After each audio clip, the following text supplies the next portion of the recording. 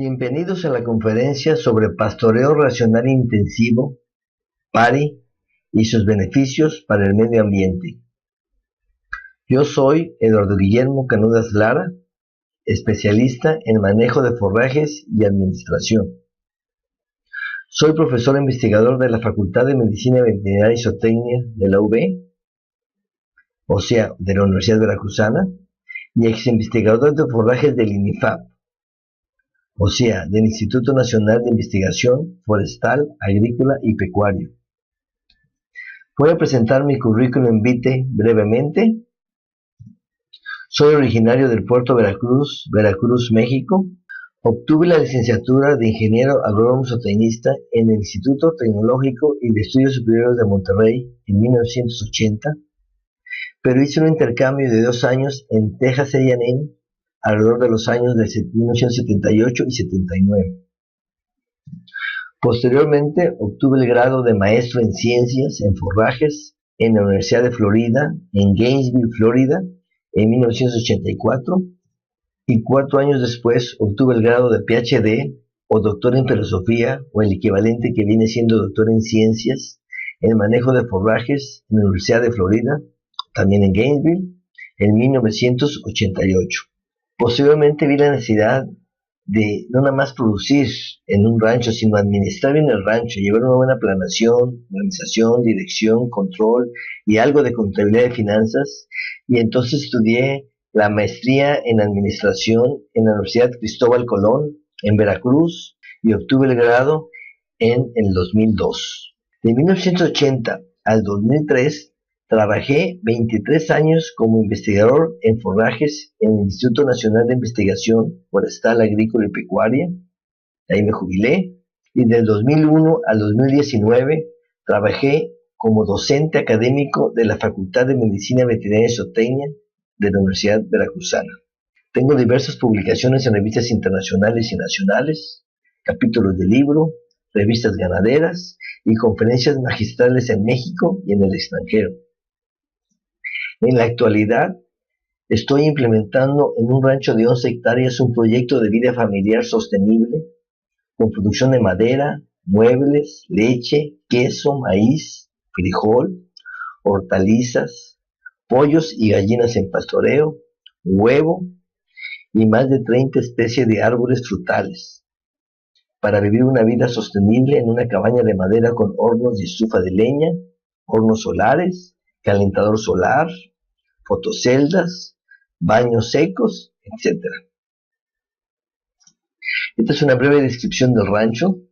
Aquí tenemos la cabaña en la que, ahora que me jubile, vamos a vivir.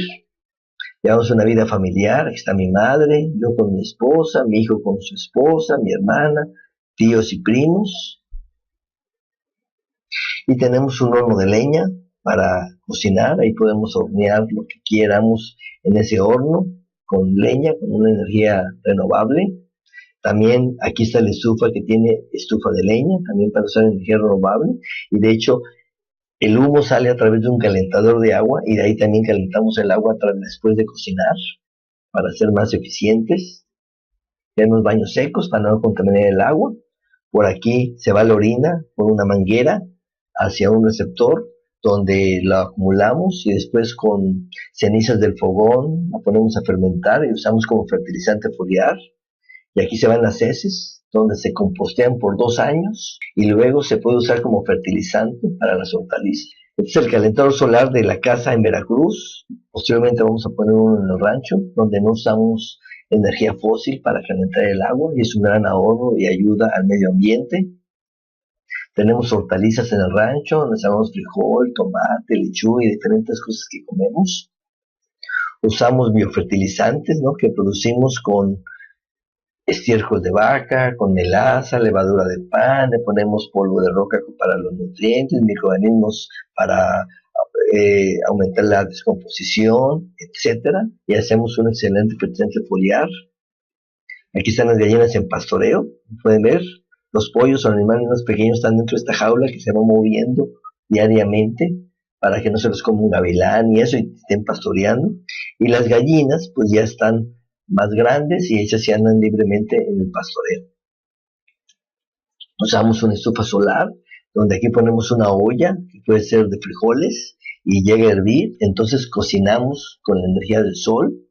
También tenemos un horno solar que llega a tener más de 140 grados, donde podemos poner un pastel o algo que queramos.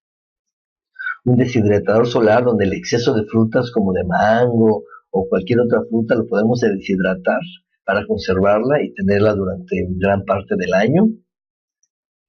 Y vean esa cabaña, que es interesante porque es una cabaña que está sostenida totalmente en 2 árboles, no tiene nada abajo que la sostenga, en donde de una manera muy sostenible podemos vivir y vivir una vida muy agradable, ¿no? Y etcétera, etcétera, etcétera, porque también tengo una bicicleta eléctrica donde me voy en la ciudad de Veracruz, voy a la universidad, regreso, son 6 kilómetros, hago ejercicio y además si me sofoco o algo, pues me ayudo con la batería que tiene, y la puedo cargar también con energía solar, etcétera, ¿no? Bueno, de manera de introducción, ¿cómo tenemos que ver nuestra ganadería? Lo tenemos que ver como un sistema. Aquí tenemos el suelo, la planta y el animal. Y también puse la parte económica. Sabemos que entre mayor fertilidad del suelo, aquí está un signo de más, va a haber mayor producción de planta. Esta planta va a producir más biomasa. Al haber más biomasa, va a haber más consumo, porque un animal da entre 20 a 40 mil mordidas diarias para llenar sus requerimientos de materia seca. O sea, si hay más biomasa, pues da menos mordidas, usa menos energía para mantenimiento y como consecuencia el animal produce más leche o más carne. Como es un sistema y todo está relacionado de una manera matemática, podemos verlo en cualquier orden. Podríamos decir que entre mayor producción por animal, pues va a haber más consumo. Nótense que aquí hay un signo de menos. Al haber más consumo, va a haber menos biomasa, obviamente porque el animal se la comió. Y al haber menos biomasa, y aquí hay otro signo de menos, ¿sí? Menos por menos da más, va a haber mayor producción de planta.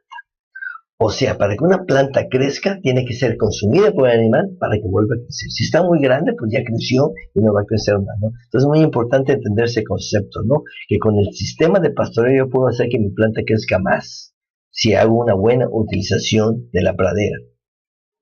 Ahora, al haber mayor producción de planta, aquí hay otro signo de menos. Más por menos da menos, va a haber menos fertilidad del suelo. Aquí es donde el sistema colapsa. Porque al haber menos fertilidad del suelo, habrá menos producción de planta, menos biomasa, o sea, el animal va a tener que dar más mordidas y va a usar más energía para llenar su requerimiento de materia seca. Va a haber menos consumo y menos producción por el animal, y vamos a ver más adelante que menos ingresos, menos ventas. Entonces, ¿cómo hacemos para que la fertilidad del suelo no baje? Ese es el aspecto muy importante que tenemos que entender y tenemos que enfocarnos. Vamos a ver otra gráfica que está mucho más completa. No la quise poner desde el principio porque hay muchos factores, pero bueno, básicamente es lo mismo. Aquí tenemos igual suelo, producción de planta, más producción de biomasa, más consumo, más producción por animal, y ya puse el sistema de administración, que más adelante vamos a mencionar. Todo lo que esté en rojo es lo que depende del manejo del pastoreo. O sea, del manejo del pastoreo depende que haya más compactación o más pisoteo en la pradera. Si yo mantengo mis animales en un potrero durante gran parte del año, va a haber más compactación.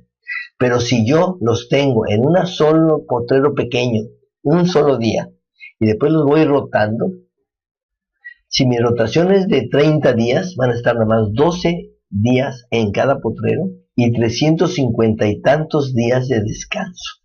Eso es lo que tenemos, y hay menos compactación. Además, al tener tantos animales, que yo llego a meter hasta 500 animales en una hectárea por un día, al haber tantos animales, quedan las heces y la orina mejor distribuida. Y como no uso ivermectinas ni químicos tóxicos en el rancho, tengo muchos escarabajos, muchas lombrices y mucha vida en el suelo que descompacta el suelo. ¿Qué compactaría más? ¿Qué piensan ustedes? ¿Un animal que pasa por un potrero todos los días durante todo el año? ¿O 100 animales que pasan cada 30 días por el potrero? Ese animal que camina todos los días por un potrero va a ser una vereda, porque está compactando el suelo, ahí ya no va a haber oxígeno, la planta, las raíces necesitan oxígeno para respirar y se van perdiendo. Pero si 100 animales pasan cada 30 días, nada más por un solo día, cada 30 días, entonces el suelo no se va a compactar. Y si ahí aunamos que va a haber heces y que los escarabajos y las lombrices van a airear el suelo, pues la verdad que no hay una compactación. También del manejo de pastoreo depende el crecimiento de la planta, porque yo puedo, sin comprar más animales, mis mismos nuevos animales, ya sean 10, 20, 50, 100 animales que yo tengo en mi rancho, dependiendo del productor, pero los concentro en un área pequeña, yo aumento mucho mi carga animal instantánea, que más adelante vamos a hablar de eso. Al haber mayor carga animal instantánea, va a haber más por menos da menos biomasa. Al haber menos biomasa, menos por menos da más, va a haber más producción, o sea, la planta crece más. Entonces también del manejo del pastoreo depende el crecimiento o la producción de forraje en el rancho. También del manejo del pastoreo va a depender la fibra que tenga el pasto. Si yo tengo ciclos de pastoreo de 20, 21 días en las lluvias o 30 días y después en las secas de 30, 40 días o 50 días, digo, hay que ser flexible. Bueno, la planta va a tener menos fibra neutro detergente y menos fibra ácido detergente y mucho menos lignina, menos lignificada. Al tener menos fibra, que viene siendo celulosa y hemicelulosa principalmente, la fibra de los forrajes, va a haber más digestibilidad. A haber mayor digestibilidad y también va a haber más proteína cruda, ¿no? Pero bueno, al haber mayor digestibilidad va a haber más consumo voluntario. Entre más digestibilidad va a haber mayor consumo voluntario. Ya veremos gráficas más adelante en la presentación que explica eso. O sea, entre mayor planta consumida va a haber mayor producción de heces y de orina, va a haber más excretas, va a haber más excremento. Al haber más excremento, va a haber más reciclaje de minerales. Por aquí tenemos dos caminos. Si hay una mala distribución de las heces, hay una gran contaminación y apesta la zona y hay un exceso de heces y en fin, no hay crecimiento de planta. Pero si tenemos un buen manejo de pastoreo, o sea, el pastoreo racional intensivo o PARI, que hay una buena distribución de las heces, que las heces quedan distribuidas uniformemente en todo el potrero, va a haber mayor fertilidad del suelo. Y esa es la clave básica. Porque también podría aumentar la fertilidad poniendo fertilizantes químicos, pero además que son costosos, son contaminantes y deterioran el medio ambiente. Y esta, a través de las heces, es una buena fertilización orgánica, donde va a aumentar la fertilidad del suelo. Entonces va a haber mayor producción de planta, más biomasa, más consumo, mayor producción por animal y obviamente mayor ingresos. Y es otro sistema, pero está totalmente relacionado porque para que un rancho sea sostenible tiene que ser rentable, ¿no? Al haber mayor ingresos, efectivamente va a haber más costos y gastos, ¿no? Más vacunación, más suplementación tengo que dar al animal y otros factores. Y al haber más costos y gastos va a haber menos utilidad neta y eso no quiero. Pero ahí es donde entra la administración, la eficiencia, la planeación, la organización, la dirección y el control. Si yo soy eficiente, o sea, yo hago siempre la comparación del rancho de junto, ahí donde estoy yo. Y yo tengo 100 animales y le pago a mi trabajador 200 pesos mexicanos, o sea, me cuesta 2 pesos por día para que me lo cuiden los animales.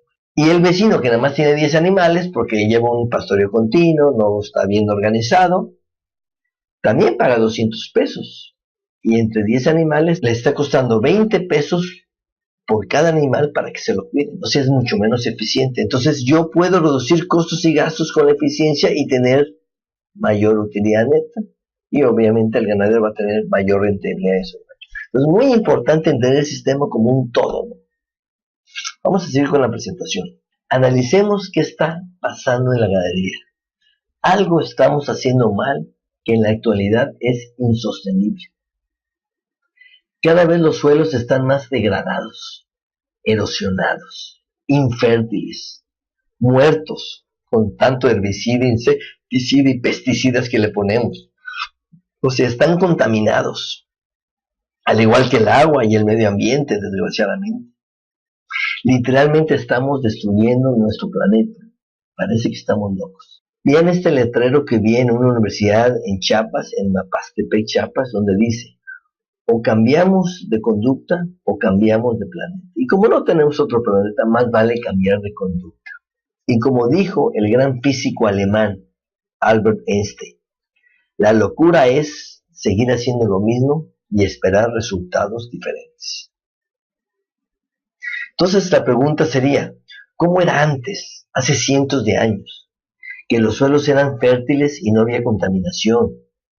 Y no creo que la respuesta esté solamente en las universidades. Y yo soy maestro universitario. Sino hay que observar el bosque, la selva, el campo, o sea, la naturaleza. ¿Qué se estaba haciendo antes? ¿Cómo se pastoreaba antes las praderas? Sería la primera pregunta que tenemos que hacer. Cuando los suelos eran fértiles y no había contaminación. ¿Habrá habido un sistema racional de pastoreo intensivo?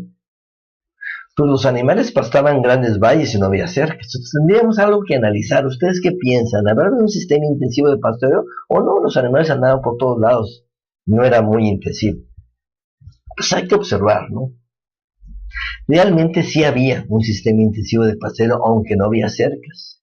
Vivía en este lote que seguramente son búfalos americanos, porque en este continente no había vacas, no había caballos, no había otras especies animales. En todos estos animales se mantenían juntos. ¿Por qué sin cercas? Porque había muchos depredadores. Entonces las hembras y las crías estaban en el centro y los machos estaban en la periferia protegiendo a las hembras y a las crías de los depredadores. Entonces aquí se ve amarillo, que se ve que ya pasaron y ya comieron, ya no dejaron mucho forraje. Y aquí donde están comiendo notas el forraje mucho más verde. Posteriormente van a ir avanzando de una manera intensiva, así en grupo, y van a regresar a esta área a la que ya no tiene forraje en 30, 40 días, dándole la vuelta a un valle. O sea, sí se manejaba intensivamente las praderas. Hay que imitar a la naturaleza. Y con esta lógica y raciocinio dio lugar a las leyes del pastoreo racional intensivo, o leyes PARI, como yo les llamo, que son leyes con sentido común, el cual muchas veces es el menos común de los sentidos. Hoy en la actualidad hay una corriente muy grande del PRB, Pastoreo Racional Voisin. Yo no estoy en contra de eso, obviamente, tiene muchas similitudes sus leyes, aunque hay algunas diferencias, ¿no? Como que ellos dicen pastorear a fondo, no dejar nada de forraje, y yo no, yo digo dejar un 10, 20% de forraje para que la planta se recupere y no estresar al animal. Pero son leyes muy similares, seguramente. Yo no les llamo Voisin porque yo no conocía Voisin, yo más bien supe de Voisin ahí por el año 2000, y yo empecé con el sistema de pastoreo intensivo por 1987, ¿no? Mi tesis de doctorado fue sobre el pastoreo racional intensivo. Y es importante diferenciar entre el pastoreo racional intensivo y pastoreo rotacional. Noten, esta área tiene pinos, son pinos tropicales de la variedad hondurensis, es en Veracruz, en Medellín, México, en donde vean qué bien desarrollado está este pato, donde van a entrar los animales, y a donde están comiendo, que ya hubo una muy buena utilización del forraje, no dejó lodo, dejan un 10-20% de forraje, pero ya en este momento es donde vamos a cambiar los animales para que empiecen a comer un forraje nuevo, que no está orinado, que no tiene excremento, no tiene malos olores, y se alimenten bien. Muy bien. ¿En qué consiste el pastoreo racional intensivo o PARI? Entonces, vamos a ver la parte teórica. Noten inclusive que el libro está en inglés, de un autor de idioma inglés, en donde aquí tiene un área que dice graze grass, o sea, ya pastoreado, aquí lo traduje, un área donde dice half graze, o sea, medio pastoreado, o sea, en pastoreo, y un área donde dice un graze grass, o sea, por pastorear, no ha sido pastoreado. Ahora vamos a ver la práctica. Este es un rancho con pastoreo racional intensivo, en donde aquí se ve el área que ha sido pastoreada, nótense que es más amarilla. El potrero B, donde se ve un poco más verde, donde están los animales en pastoreo, está medio pastoreado todavía. Y los potreros C y los que siguen, que están por pastorearse. Noten la gran cantidad de forraje que hay en los potreros que van a entrar. Noten el carril de manejo. Aquí hay un bebedero que sirve para dar agua a varios potreros. Ahora vamos a ver esto desde la tierra. Así es como se ve el potrero desde el ras del suelo. En donde el potrero C, que es el donde van a entrar, vean la cantidad de forraje que hay. El animal va a entrar allá a comer hoja y a llenar sus requerimientos de materia seca con un mínimo de uso de energía para mantenimiento. Y el potrero B, que viene siendo el que está en pastoreo, como ya hay muchísimo menos hoja. Yo les puedo asegurar que este potrero, ese mismo día en la mañana, estaba bajo estas condiciones con gran cantidad de hoja y forraje, y en cuestión de 10, 12 horas se consumieron la mayor parte del forraje, pero todavía hay porque van a tener que terminar todo el día. O sea, ahí van a dormir los animales, porque ¿qué hace un animal cuando se levanta? Lo primero que haga es excretar, o sea, caga y orina. Y eso es lo que queremos que haga en el potrero, no en el corral, para que recicle los nutrientes y fertilice las plantas. Entonces aquí tenemos un sistema donde el B tiene un día de pastoreo, el potrero C tiene 45 días de descanso, y el ciclo de pastoreo viene siendo 45 más 1. Son 46 días el ciclo de pastoreo de este sistema. Pero insisto, hay que diferenciar entre los sistemas de pastoreo. Aunque básicamente nada más hay dos sistemas, el pastoreo continuo y el rotacional, yo los diferencio de manera muy personal, el rotacional en pastoreo lento o semicontinuo. O sea, pastoreos de una semana, donde están los animales 7 días o 10 días en un potrero, es básicamente lo mismo que continuo. Las heces quedan mal distribuidas, la orina queda mal distribuida, se concentra abajo de los árboles junto al bebedero y no hay una buena distribución y los suelos se vuelven fértiles y se empiezan a erosionar. Y ahí está la necesidad de que después póngale fertilizantes químicos porque ya produce menos el potrero, ¿no? Y tenemos que caer, además de gastar dinero, en contaminación en el suelo. Y el sistema PARI, pues es un sistema en donde todos los animales están un solo día en ese potrero, se consumen el forraje, o sea, lo usamos casi como máquina, acaban con todo el forraje, pero de una manera racional, en un día, dejan algo para que el forraje se recupere y no se dañe el potrero, y se recupere más rápido además, es algo muy importante, y dejan las heces bien distribuidas, igual que la orina, y el suelo no pierde nutrientes. Entonces vamos a ver las leyes del sistema PARI, que ya mencionamos anteriormente. ¿En qué consiste, no? Son 4 leyes. La primera ley es dejar que la planta se desarrolle adecuadamente. O sea, que termine su ciclo de crecimiento. Aquí vemos esta planta donde empieza a crecer lentamente, como cualquier ser vivo, una curva sigmoide. Después tiene una fase de rápido crecimiento y después deja de crecer. Obviamente, en este punto, en este momento, antes que entre a la fase 3 de lento crecimiento, hay que pastorear para que el animal consuma todo ese forraje en el menor tiempo posible, que viene siendo un día o podría ser mediodía. También hay ganaderos que así lo hacen. Eso nos lleva a la segunda ley, que es un día de pastoreo. O sea, así está el forraje el día que van a entrar los animales y a principios del segundo día ya está aquí. O sea, ya consumieron el 80 o 90% de la biomasa inicial en un solo día. Pero noten que no consumimos al ras del suelo, sino dejamos algo de hoja, un 10-20%, para que el potrero se recupere. ¿Qué es la tercera ley? Una buena utilización, pero no del 100%, del 80-90%. O sea, hay que dejar entre 10 y 20% de la biomasa para que la curva de crecimiento sea más rápida. Vamos a la cuarta ley, que es muy importante y a veces es muy difícil que la haga el ganadero, pero es tener reservas. En todos los sistemas ganaderos va a haber una época de lluvias y una época de sequías. Bueno, en épocas de sequías, ¿qué hacemos? Si no tenemos reservas, los animales bajan de peso o producen menos leche, que es cuando mejor nos las pagan, porque hay oferta y demanda, ¿no? Hay menos oferta, entonces vale más la leche. Y necesitamos tener reservas. Las reservas, por ejemplo, que yo uso en el rancho es caña de azúcar entera picada con 1% de urea.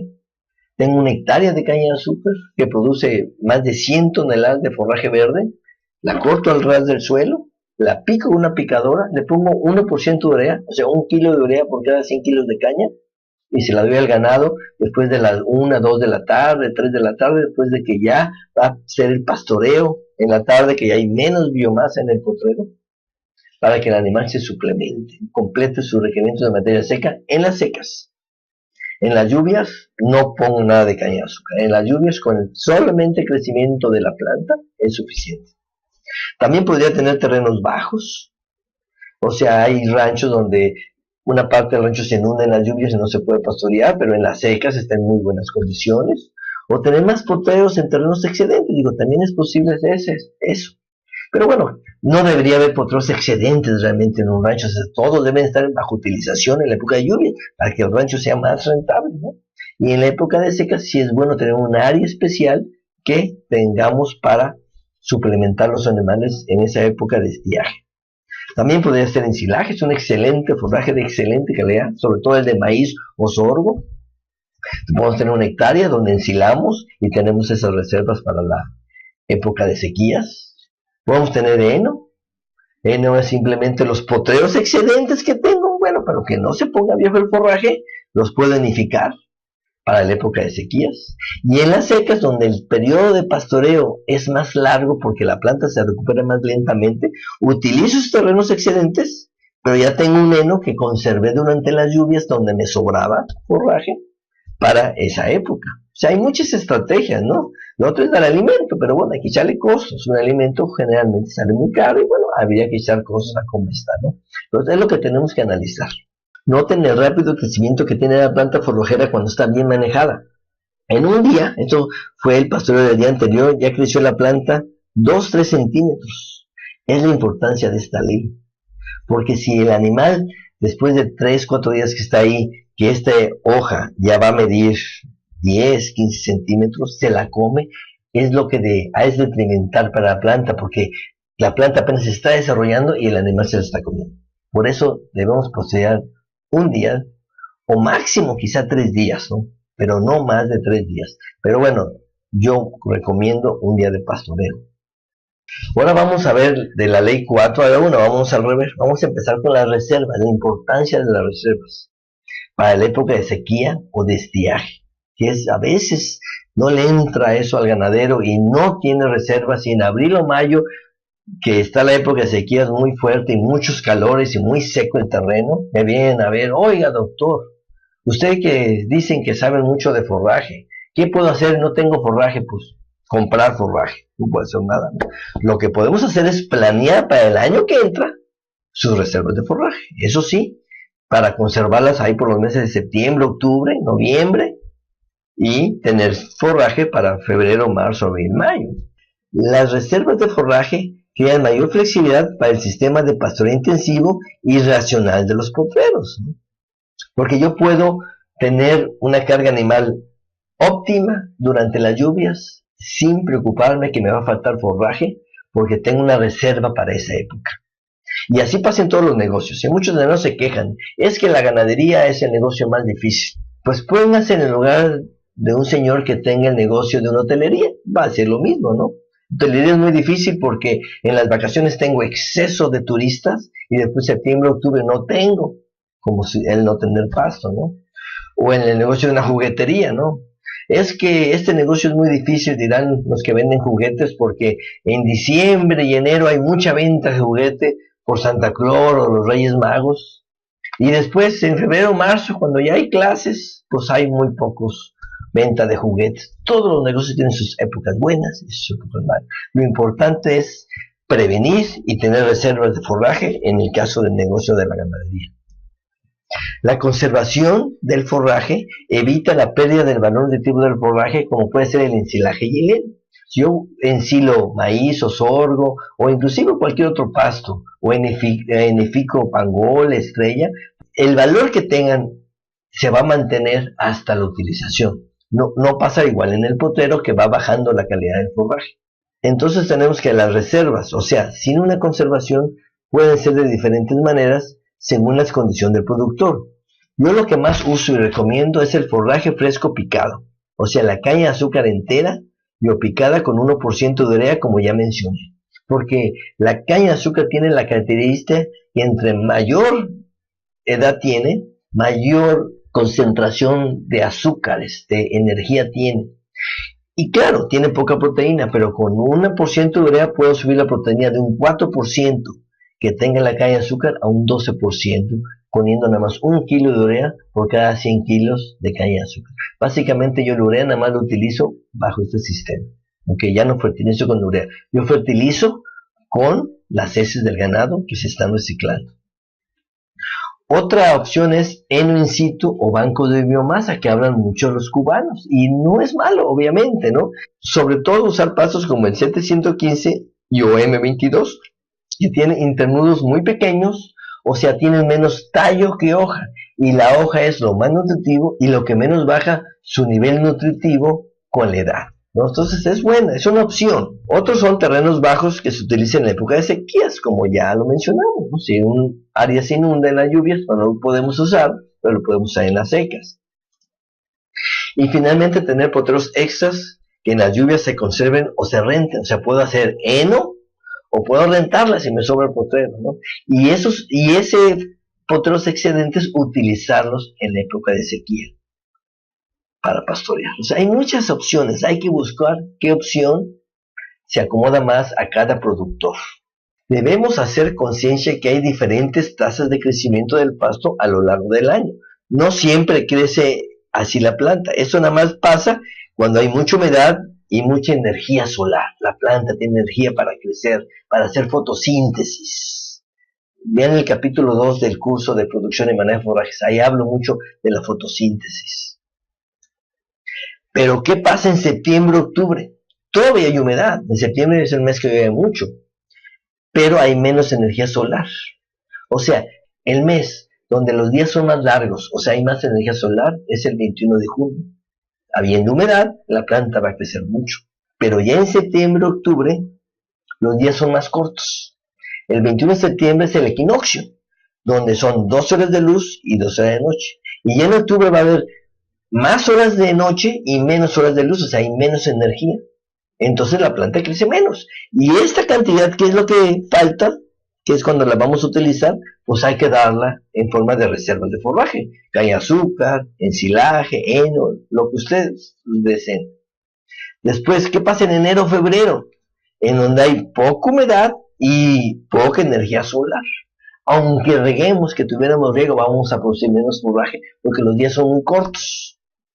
El día más corto del año es el 21 de diciembre, es el día más crítico, pero o sea, es cuando se hace de noche muy temprano, a las 6, 7 de la noche, y es de noche, y amanece más tarde, ¿no? Porque son menos horas luz. Entonces necesitamos tener reservas, más reservas, esta cantidad de reservas para la época de sequía. Es muy importante entender eso, porque si no tenemos reservas, no nos puede ir bien y no podemos hacer un pastoreo realmente intensivo, porque tenemos que medio pastorear para tener forraje para la época de secas. Y todo lo que hacemos a la medias no es muy eficiente.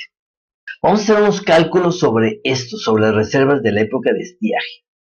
Voy a dejar nada más uno, o sea, una unidad de animal que viene siendo un animal de 450 kilos de peso. Puede tener su cría al pie, es posible para ganado cría, o una vaca de 450 kilos, en donde tenemos que una unidad animal, o sea, 450 kilos, comen el 3% de ese peso vivo en materia seca por día, kilos por día. O sea, el 3% por 450 viene dando 13.5 kilos. Esa es la cantidad de materia seca que el animal puede comer en un día. 13.5 kilos. Habrá autores que digan, no, los forrajes tropicales son muy fibrosos y come 2.5, 2.7%. Es posible, ¿no? O con un buen manejo donde el forraje esté más digestible, pueda comer 3.1, 3. Es posible. Pero vamos a usar para este ejercicio una media muy aceptable, que es el 3% de su peso vivo. Bueno, ¿cuánto debemos complementar de forraje en época de estiaje? En este ejemplo yo puse 2/3 partes, o sea que 1/3 parte la agarran del potrero de los animales y 2/3 partes se las tendremos que dar en forma de ensilaje, de caña de azúcar, de heno. 2/3 partes, ¿ok? Que es el 67%. Aquí me pueden decir, no, es que en mi región no es tan drástica la época de seca, entonces yo voy a dar 50% del forraje que necesitan en la época de secas, y es válido. O que me digan, en mi región hay mucha escasez, yo voy a dar el 75% en forma de reserva, y el 25% de pastoreo, también es válido, ¿no? Pero para este ejemplo escogimos 2/3 partes. O sea, hay que complementar en promedio en los meses de enero a mayo 9 kilos de los 13.5 kilos que requiere comer el animal. Y 1/3 parte son 4.5 kilos que los come en el pastoreo. Esto hay que entender eso, bien importante, ¿no? Entonces, si nosotros tenemos unos días de estiaje, o sea, de secas, de 180 días, entonces obviamente tenemos que multiplicar esos 9 kilos que hay que complementar por 180 días. Y esto nos va a dar 1.628 kilos que necesitamos como reserva para una unidad animal durante 180 días. Y quede eso claro, ¿ok? Es lo que necesitamos conservar de alguna manera. Si lo conservamos en forma de ensilaje, que es una muy buena opción, si lo conservamos, noten que el ensilaje tiene 35% de materia seca. Noten eso. O sea, no hay que conservar 1.628 kilos, sino 1.628 entre 0.35 o entre 35%, porque es un porcentaje. Y eso da 4.652 kilos que necesitamos de ensilaje conservar por cada unidad animal para 180 días. O podemos usar caña de azúcar. La caña de azúcar está un poquito más seca, 40% digamos. Claro, eso depende de muchos factores, pero vamos a poner 40%. O sea, si nosotros dividimos 1.628 entre 0.4 o entre 40%, le va a dar 4.070 kilos. Noten que es un poquito menos que el ensilaje porque tiene un poquito más de materia seca. Por otro lado, si yo quiero tener mis reservas en forma de heno, que tiene 87% de materia seca, o sea, aunque el heno lo veamos seco, pues en la atmósfera hay humedad, entonces yo requiero dividir 1.628 entre 0.87 o entre 87%, y me da 1.871 kilos, lo que tengo que conservar para una unidad animal por 180 días. Y el banco de biomasa, que depende también de las condiciones, pero asumamos que tenga 50% de materia seca, entonces yo requiero tener 3.256 kilos, ¿no? Que viene siendo 1.628 entre 0.5. O sea, aquí, como es el 50%, podemos decir que la mitad de 3.256 es 1.628 de reserva seca. Y la otra mitad es de agua. O sea, que quede eso claro, ¿no? Bueno, ahora vamos a ver qué requiero para 10 unidades animales, para 30 o para 50, ¿no? Pero es exactamente el mismo procedimiento. Voy a requerir 135 kilos para 10 unidades animal, o 405 kilos para 30 unidades animal, o 675 kilos para 50 unidades animal. La complementación de forraje para la época de estiaje la dejé igual, todos 2/3 partes. Obviamente la cantidad que vamos a complementar es, en lugar de 9 kilos para una unidad animal, ahora es de 90.5 kilos para 10 unidades animal, o 271 para 30, o 452 kilos para 50. La cantidad que van a consumir en el pastoreo, que es una 1/3 parte, va a ser ahora de 44 kilos, de 134 kilos, de 223 kilos, redondeando, ¿no? Para la misma época de estiaje, ahora requiero yo conservar 16.281 kilos, o 48.843 kilos, 81.405 kilos. ¿Cuántos son 81.405 kilos para 50 unidades animales para 180 días? El equivalente a 232.586 kilos de ensilaje, porque ensilaje está verde, tiene 65% de agua. Entonces, y es lo mismo.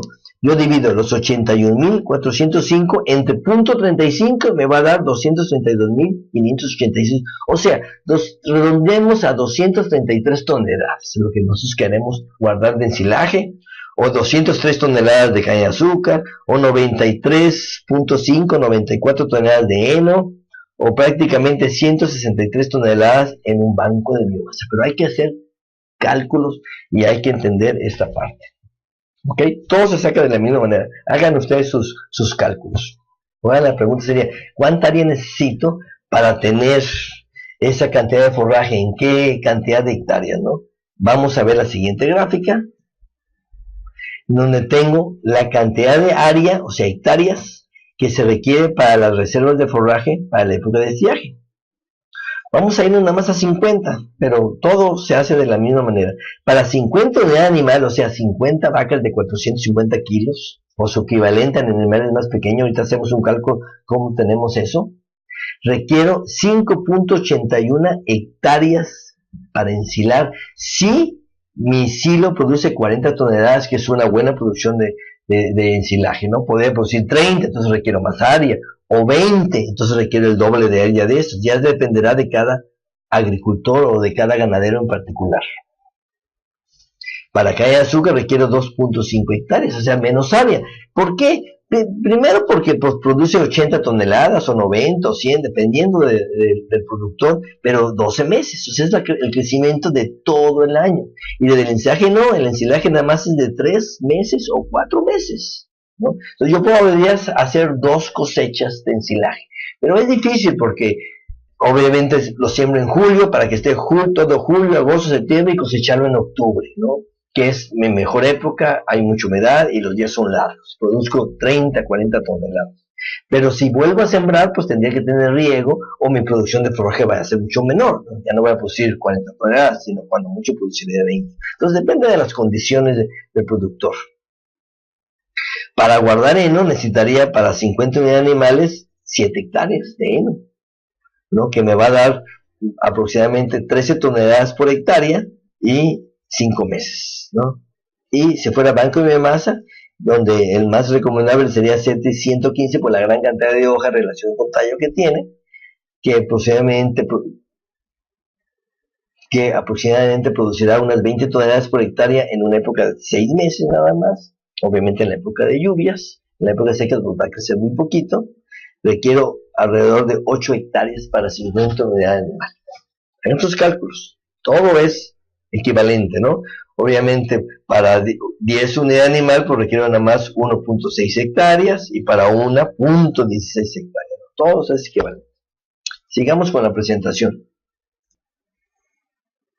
Bueno, ¿cómo calculo yo las unidades de animales que tengo en mi rancho? Recuerden que una unidad animal son 450 kilos. Vamos a suponer que en mi rancho yo tenga 14 vacas de 500 kilos, 7 novillonas en desarrollo de 300 kilos, 10 toretes que estoy engordando de 350 kilos y 7 becerros o becerras de 125 kilos. ¿Cómo hago yo mi cálculo? Se puede hacer de diferentes maneras. Vamos a ver 2 maneras. Bueno, vamos a empezar con las vacas. Yo tengo 14 vacas, como ya dije, de 500 kilos, 14 por 500 me da 7000 kilos de vaca, entendamos eso. ¿Cuántas unidades animal son? Pues hago esta regla de 3. Tengo una unidad animal, siempre va a ser 450 kilos. 7000 kilos de vacas, ¿cuántas unidades animal son? Entonces multiplico 7000 por 1 entre 450 y me da 15.6 unidad animal. Nótense que es un número más grande que 14. Porque la vaca está pesando más de una unidad animal. Son 15.6 unidades animal. Lo mismo hago con las novillonas. Ahora tengo 7 novillonas de 300 kilos. 7 por 3, 21, da 2100 kilos. Hago mi regla de 3. Nada más que ahora pongo en lugar de 7000, pongo aquí 2100. Y digo, una unidad animal es 450 kilos. 2100 kilos, ¿cuántas unidades animal son? Me da 4.7. Es un número más pequeño que 7 porque la unidad animal pesa más que la novillona. Lo mismo pasa con el torete. Multiplico 10 por 350, da 3500 kilos de toretes. Lo divido prácticamente entre 450 y me va a dar 7.8 unidad animal. Y los becerros son 7 becerros por 125, son 875 kilos. Entre 450 me da 1.9. Sumo todas estas unidades animal, 15.6 más 4.7 más 7.8 más 1.9 y me da 29.9, o sea, 30 unidades animales. También lo puedo haber hecho de otra manera, haber sumado todos estos kilos, que son 13.475 kilos de animales pastoreando, lo divido entre 450, o hago mi regla de 3 de la misma manera y me va a dar 29.9 de la misma manera. O sea, lo puedo hacer por clase de animal o todos juntos. Este es el ejemplo, me voy a regresar a la gráfica anterior de 30 animales. Para ese rancho de 14 vacas y tantas novillonas y toretes y becerros, requiero tener 3.5 hectáreas para ensilar. Porque en 3.5 hectáreas voy a producir los 139 toneladas de ensilaje que requiero. Por algo muy importante que no he mencionado, depende de la eficiencia con que haces tu ensilaje. Si tú tienes una eficiencia del 90%, o sea, 10% de desperdicio, a esta cantidad hay que aumentarle el 10%. O sea, a los 139.551 kilos, habría que aumentarle 13.955 kilos, que es el desperdicio. Entonces, sumamos los 139.000 más los 13.000 y la cantidad que da es lo que tenemos que ensilar. ¿Ok? Vamos a regresar al ejemplo. Aquí estábamos. ¿Ok? Vamos a hacerlo de otra manera. Muchos de verdad dicen, bueno, 500 kilos, ¿cuántas unidades de animal son? Pues bueno, pues hago mi regla de 3. Una unidad de animal es 450 kilos, 500, ¿cuánto es? Y me sale que es 1.11. Ahora sí, 1.11 lo multiplico por 14 y me da 15.6, el mismo resultado. Y una novillona es 0.67 unidades de animal porque pesa menos de 450 kilos. O sea, aquí pongo los 300 kilos, 300 por 1 entre 450 me da 0.67. Lo multiplico por 7 que son, y son 4.7. Un torete tiene 0.78 unidad animal, un poquito mayor porque pesa 50 kilos más. Y me da 7.8, la multiplicación de 7.8 por 10. Y un becerro es 0.28 unidades animal porque es un animal muy ligero. O sea, 125 kilos es 0.28 unidad animal, que multiplico por 7 becerros que son, y me da 1.9. Sumo estos y me da lo mismo, 29.9. Aquí sí es importante sumar esto, porque si yo multiplico el promedio de unidad animal es 0.71 y lo multiplico por 38, no me va a dar, me da alrededor de algo de 26, porque este no es un promedio ponderado. O sea, hay más vacas, novillonas y más toretes, menos becerros. O sea, si todos sean los mismos números de animales, se podría multiplicar los números de animales por la unidad animal que da en promedio. Pero como son diferentes números de animales, no sale. Hay que sumar la unidad animal de cada clase animal, de vacas, novillonas, toretes y becerros. ¿Ok? Sigamos. Vamos a ver la ley 3. La ley 3 es la que dice que hay que dejar algo de biomasa, 10-20% en el potrero, no al ras del suelo, ¿no? Entonces tenemos que, si pastoreas al ras del suelo, o sea, si no dejas prácticamente nada de forraje, la planta empieza a crecer lentamente.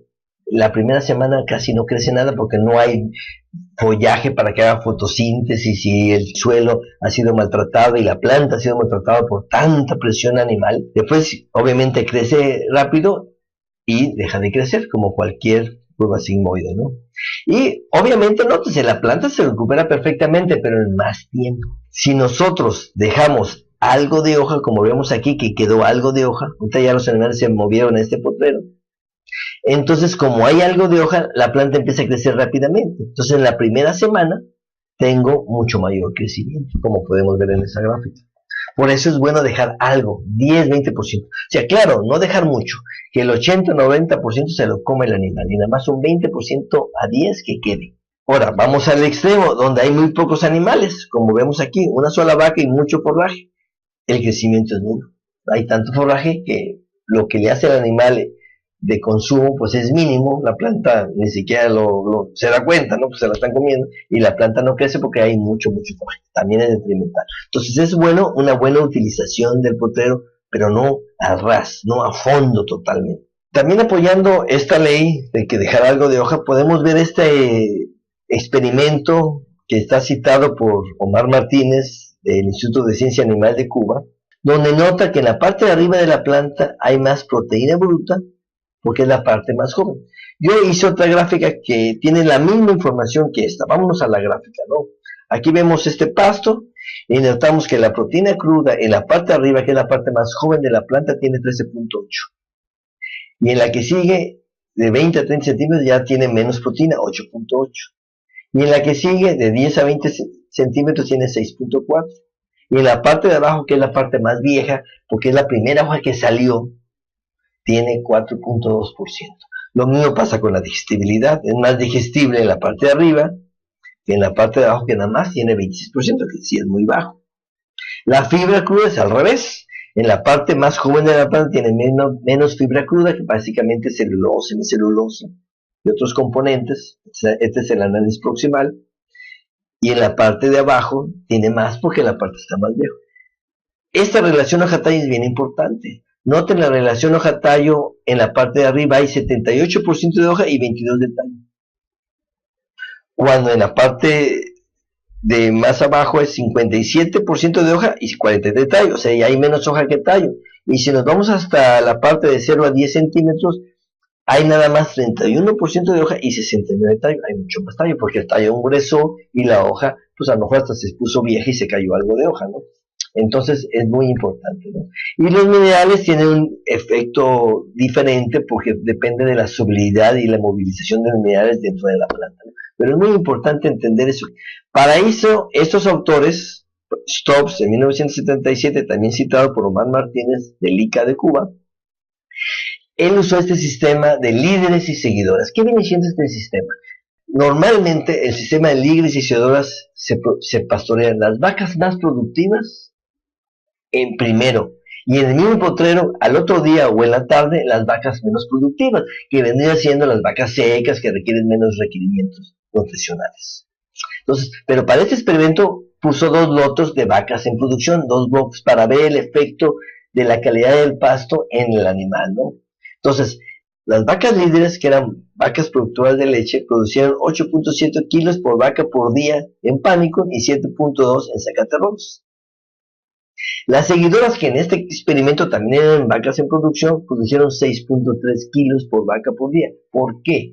Pues obviamente porque están consumiendo el estrato más abajo de la planta, que si nos regresamos a esta gráfica, tiene menos proteína y menos digestibilidad. Estamos obligando al animal a comer eso. Esa es la importancia de no pastorear del suelo, porque entonces sí afectamos mucho a nuestros animales, sobre todo en la producción.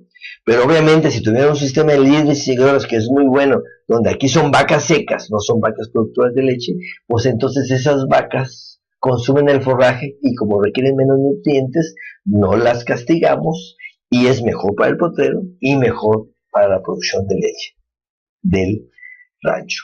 O sea, nótense que entre las vacas líderes y seguidoras hay una disminución en los 2 pastos de alrededor del 28% menos de leche, porque es de menos calidad.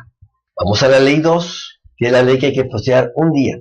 Este experimento también muy interesante de Gracillo Trujillo del 83, o sea, es un experimento viejo, esto se hace desde hace mucho, que también es citado por Omar Martínez.